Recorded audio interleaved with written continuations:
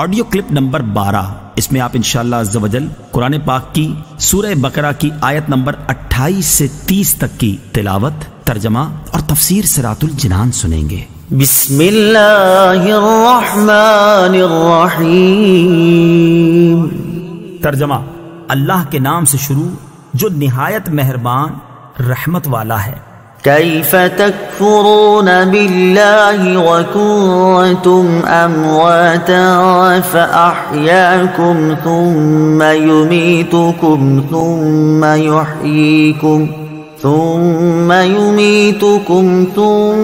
یحییکم ثم الیہ ترجعون۔ ترجمہ: تم کیسے اللہ کے منکر ہو سکتے ہو؟ حالانکہ تم مردہ تھے تو اس نے تمہیں پیدا کیا، پھر وہ تمہیں موت دے گا، پھر تمہیں زندہ کرے گا، پھر اسی کی طرف تمہیں لوٹایا جائے گا۔ کیف تکفرون باللہ، تم کیسے اللہ کے منکر ہو سکتے ہو؟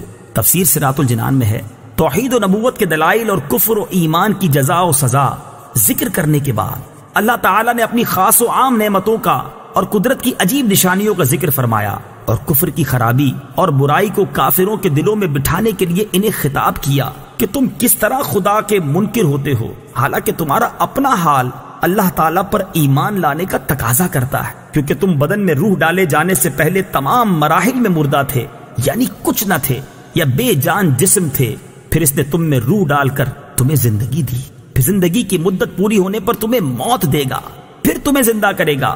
اس سے یا تو قبر کی زندگی مراد ہے جو سوال کے لیے ہوگی، یا قیامت کی، پھر تم حساب کتاب اور جزا کے لیے اس کی طرف لوٹائے جاؤ گے۔ تو اپنے اس حال کو جان کر تمہارا کفر کرنا نہایت عجیب ہے۔ اس آیت میں غور کریں تو ہم مسلمانوں کے لیے بھی نصیحت ہے کہ ہم بھی کچھ نہ تھے، لیکن اللہ تعالیٰ نے ہمیں زندگی عطا کی اور زندگی گزارنے کے لوازمات اور نعمتوں سے نوازا، تو اس کی عطاؤں سے فائدہ اٹھا کر اس کی یاد سے غافل ہونا اور ناشکری اور غفلت کی زندگی گزارنا کسی طرح ہمارے شایان شان نہیں ہے۔ هو الذي خلق لكم ما في الأرض جميعا ثم استوى إلى السماء فسواهن 7 سماوات وهو بكل شيء عليم۔ ترجمہ: وہی ہے جس نے جو کچھ زمین میں ہے سب تمہارے لیے بنایا، پھر اس نے آسمان کے بنانے کا قصد فرمایا تو ٹھیک 7 آسمان بنائے، اور وہ ہر شے کا خوب علم رکھتا ہے۔ هو الذی خلق لکم، وہی ہے جس نے تمہارے لیے بنایا۔ تفسیر صراط الجنان میں ہے، تمام انسانوں کو فرمایا گیا کہ زمین میں جو کچھ دریا، پہاڑ، کانے، کھیتی، سمندر وغیرہ ہے، سب کچھ اللہ تعالیٰ نے تمہارے دینی و دنیاوی فائدے کے لیے بنایا ہے۔ دینی فائدہ تو یہ ہے کہ زمین کے عجائبات دیکھ کر تمہیں اللہ تعالیٰ کی حکمت و قدرت کی معرفت نصیب ہو، اور دنیاوی فائدہ یہ ہے کہ دنیا کی چیزوں کو کھاؤ پیو اور اپنے کاموں میں لاؤ۔ جب تک اللہ تعالیٰ کی طرف سے کوئی ممانعت نہ ہو تو ان نعمتوں کے باوجود تم کس طرح اللہ تعالیٰ کا انکار کر سکتے ہو؟ ایک اہم قاعدہ اس آیت سے معلوم ہوا کہ جس چیز سے اللہ تعالیٰ نے منع نہیں فرمایا وہ ہمارے لیے مباح و حلال ہے۔ وَهُوَ بِكُلِّ شَيْءٍ عَلِيمٌ، اور وہ ہر شے کا خوب علم رکھتا ہے۔ تفسیر صراط الجنان میں ہے، کائنات کی تخلیق اور اسے وجود میں لانا اللہ تعالیٰ کے کامل علم کی دلیل ہے، کیونکہ ایسی حکمت سے بھری مخلوق کا پیدا کرنا ایک ایک شے کا علم رکھے بغیر ممکن اور متصور نہیں۔ کافر مرنے کے بعد زندہ ہونے کو ناممکن سمجھتے تھے۔ ان آیتوں میں کافروں کے اس عقیدے کے غلط و باطل ہونے پر ایک عظیم دلیل قائم کی گئی ہے کہ جب اللہ تعالیٰ قدرت و علم والا ہے اور جسم حیات کی صلاحیت بھی رکھتا ہے تو موت کے بعد دوبارہ زندہ کرنا کیسے ناممکن ہو سکتا ہے؟ وَإِذْ قَالَ رَبُّكَ لِلْمَلَائِكَةِ إِنِّي جَاعِلٌ فِي الْأَرْضِ خَلِيفَةً قَالُوا أَتَجْعَلُ فِيهَا مَن يُفْسِدُ فِيهَا وَيَسْفِكُ الدِّمَاءَ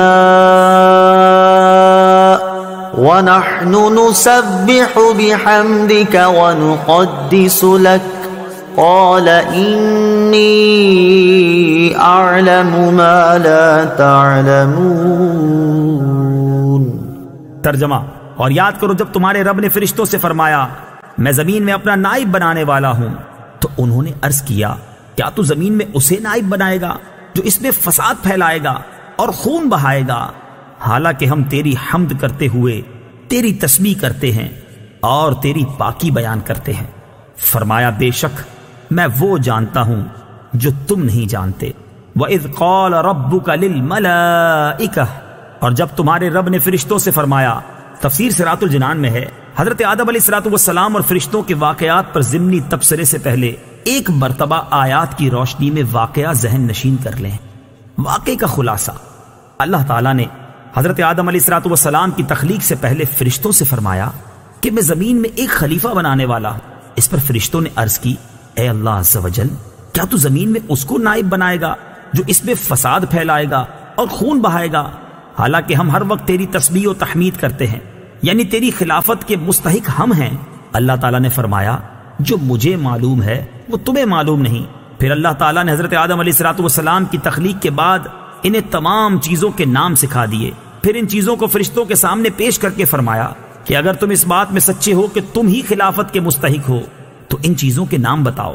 فرشتوں نے یہ سن کر عرض کی اے اللہ عز و جل، ہمیں تو صرف اتنا علم ہے جتنا تو نے ہمیں سکھا دیا، ساری علم و حکمت تو تیرے پاس ہے۔ پھر اللہ تعالیٰ نے حضرت آدم علیہ السلام سے فرمایا اے آدم، تم انہیں ان تمام اشیاء کے نام بتا دو۔ جب حضرت آدم علیہ السلام نے انہیں ان اشیاء کے نام بتائے تو اللہ تعالیٰ نے فرمایا اے فرشتوں، کیا میں نے تمہیں نہ کہا تھا کہ میں آسمانوں اور زمین کی تمام چھپی چیزیں جانتا ہوں اور میں تمہاری ظاہر اور پوشیدہ باتوں کو جانتا ہوں۔ انی جاعل فی الارض خلیفہ، میں زمین میں اپنا نائب بنانے والا ہوں۔ تفسیر صراط الجنان میں ہے خلیفہ اسے کہتے ہیں جو احکامات جاری کرنے اور دیگر اختیارات میں اصل کا نائب ہوتا ہے۔ اگرچہ تمام انبیاء علیہ السلام اللہ تعالیٰ کے خلیفہ ہیں، لیکن یہاں خلیفہ سے حضرت آدم علیہ السلام مراد ہیں، اور فرشتوں کو حضرت آدم علیہ السلام کی خلافت کی خبر اس لیے دی گئی کہ وہ ان کے خلیفہ بنائے جانے کی حکمت دریافت کریں اور ان پر خلیفہ کی عظمت و شان ظاہر ہو کہ ان کو پیدائش سے پہلے ہی خلیفہ کا لقب عطا کر دیا گیا ہے اور آسمان والوں کو ان کی پیدائش کی بشارت دی گئی۔ فرشتے کیا ہیں؟ فرشتے نوری مخلوق ہیں، گناہوں سے معصوم ہیں، اللہ تعالیٰ کے معزز و مکرم بندے ہیں، کھانے پینے اور مرد یا عورت ہونے سے پاک ہیں۔ فرشتوں کے بارے میں مزید تفصیل جاننے کے لیے بہار شریعت جلد نمبر 1 کے صفحہ 90 سے ملائکہ کا بیان مطالعہ فرمائیں۔ انی اعلم، بے شک میں زیادہ جانتا ہوں۔ تفسیر صراط الجنان میں ہے فرشتوں کے جواب میں اللہ تعالیٰ نے فرمایا کہ جو میں جانتا ہوں وہ تم نہیں جانتے، کیونکہ خلیفہ بنانے میں میری حکمت تم پر ظاہر نہیں۔